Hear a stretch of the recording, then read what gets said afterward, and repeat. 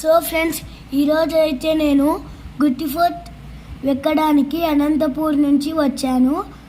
So పైకి వెళ్ళిన తర్వాత ఏమేమి వండర్స్ ఉన్నాయో చూద్దాం. సో ఫ్రెండ్స్, మనమైతే ఇప్పుడు గుట్టి ఫోర్ట్కి ఎంటర్ అయ్యాము.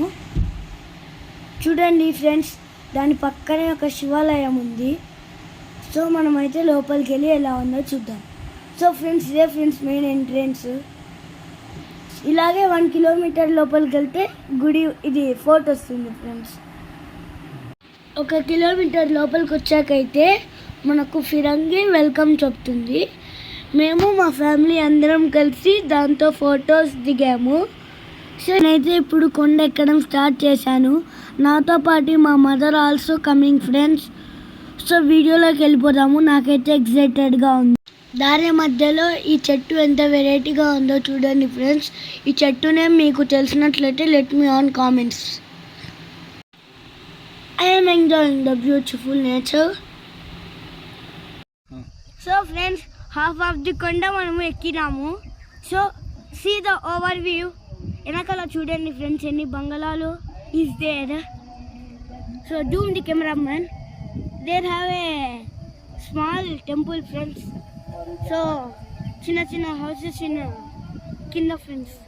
ఓకే, కష్టపడి మనం కోట రాజ్యంకి అయితే వచ్చేసాము.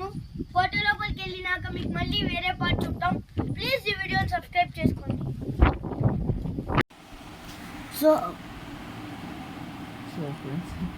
సో మనం కొంచెం ముందరికి వచ్చాక మనకి ఇక్కడ మెయిన్ ఎంట్రన్స్ లాగా ఒకటి ఉంది చూడండి ఫ్రెండ్స్.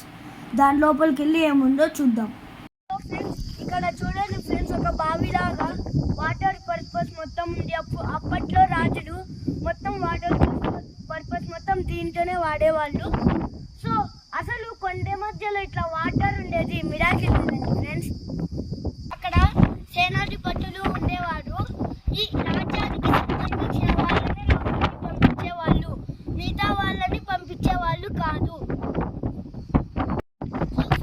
చూడండి, గుడ్డి కొండలు ఎన్నో అద్భుతాలు ఉన్నాయి.